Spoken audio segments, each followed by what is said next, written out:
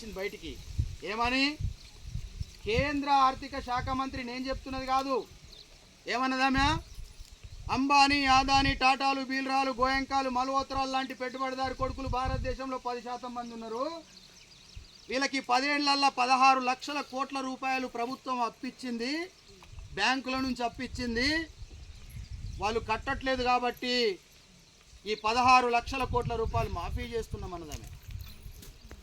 16 లక్షల కోట్లు. నేను అబద్ధం అనుకుంటే ఏ పేపర్ అయినా సరే 15-20 రోజుల పేపర్లు అన్నీ తిరిగేతాం. 16 లక్షల కోట్ల రూపాయలు ఈ బలిసిన కొడుకులకు మాఫీ చేసింది. ఈ 16 లక్షల కోట్లు సంవత్సరానికి 2 లక్షల కోట్లు మనం ఉపాధికి పెడితే 8 సంవత్సరాల కాలం పాటు ప్రతి కూలీకి రోజుకు 600 రూపాయలు కూలి వస్తుండే అని లెక్క. మనందరికీ భారతదేశంలో ఉన్న కూలీలందరికీ రోజుకు 600 రూపాయల కూలి వస్తుండే, 8 ఏళ్ళు వస్తుండే. మరి బలిసిన కొడుకులకు 16 లక్షల కోట్లు మాకేంటిగా? ఏమంటాం? వడ్డించేవాడు మనోడు ఉంటే మూల కూర్చున్న ముక్కలు వస్తాయి అంటాం. అంటామా లేదా? ఇప్పుడు సిద్ధు వడ్డిస్తున్నాడు, నేను ఒకత మూల కూర్చున్నా.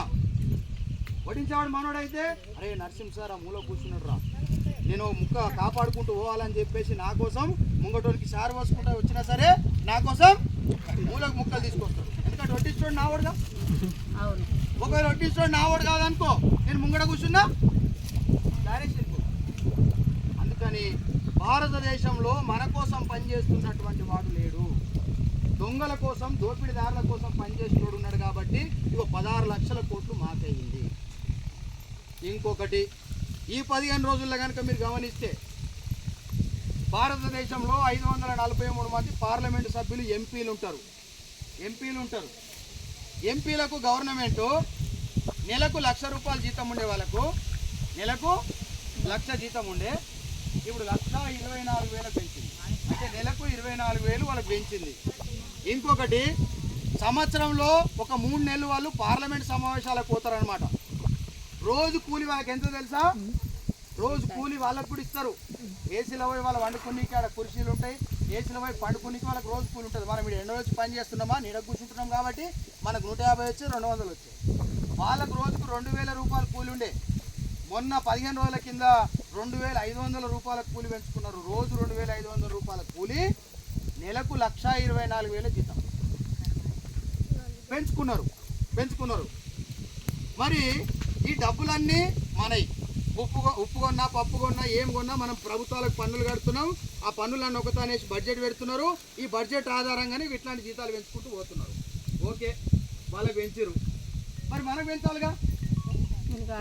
ఓటు వేస్తున్నా మనకు పెంచాలి కదా. ఓట్లు వేసుకున్నాడు పెంచుకున్నాడు, ఓటు వేయించుకున్నాడు పెంచుకున్నాడు. మరి ఓటు వేసినా మనకు పెంచాలిగా. మనకు పెంచాలవుతా? మనకు కూడా పెంచిండ్రు. ఏప్రిల్ 1 నుంచి మనకు కూడా పెంచిండ్రు. ఏప్రిల్ అవతలనేమో 300 వస్తుండే కొలత తీస్తే, ఇప్పుడు ఏప్రిల్ యువతల 1 తారీఖు నుంచి 307 రూపాయలు పెంచారు. మనకు 7 రూపాయలు అంటే నెలకు 25 రోజులు పనిచేస్తాం. 5 రోజులు ఆదివారాలు ఉంటాయి. నెలకు 25 రోజులు అంటే 175 రూపాయలు పెరిగింది. మనకు నెలకు 175 రూపాయలు మనకు పెరిగింది. 1,24,000 వాళ్ళకి పెరిగింది. ఇంత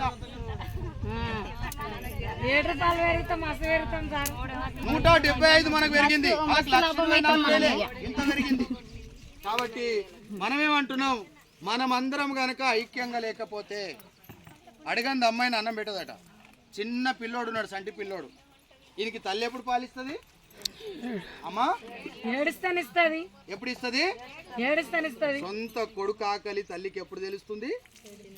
ఏడుస్తూనే తెలుస్తుంది. వాడు ఏడుస్తే అయ్యో నా కొడుకు ఆకలి అయినట్టున్నది అని తల్లికి తెలుస్తుంది. సొంత తల్లికి వీడు ఏడుస్తే తెలుస్తున్నది. మరి మన బాధలు ఈ దొంగలకు తెలవాలంటే మన బాధలు ఎండలో పని చేస్తున్నాం రా నాయన, ఇంత పని చేస్తున్నాము, అయినా మాకు రావాల్సిన 15 రోజులకు నువ్వు కూలిస్తలేవురా, ఎక్కడ పోతున్నాయి రా అని చెప్పేసి తెలవాలంటే ఏం చేయాలి? నడవనెత్తుకు ఏం చేస్తాం? పెద్ద మనిషి నువ్వు చెప్పాలి. దెబ్బలు కొడతాం, ములికడితో కొడుస్తాం. మరి నిద్రపోతున్న కొడుకులకు ఏం చేయాలి? 15 రోజుల లోపల మనకు కూలి రావాలని చట్టం చెప్తే కూడా 15 రోజులు కాదు 2 నెలల డబ్బులు రావట్లేదు. మరి నిద్రపోతున్న వాళ్ళని మనం లేపాలా వద్దా? లేపాలి. లేపుండ్రా నాయన, లేవురా నాయన, మా పని చేయండి అనాలా లేదా? అనాలే. అంటలేం మనం అంటలేం కాబట్టి ఇగో ఇట్లుంది పరిస్థితి. అందుకని ఇట్లా లేదు. ఉపాధి హామీ రాబోయే రోజుల్లో బతకదు, ఉండదు.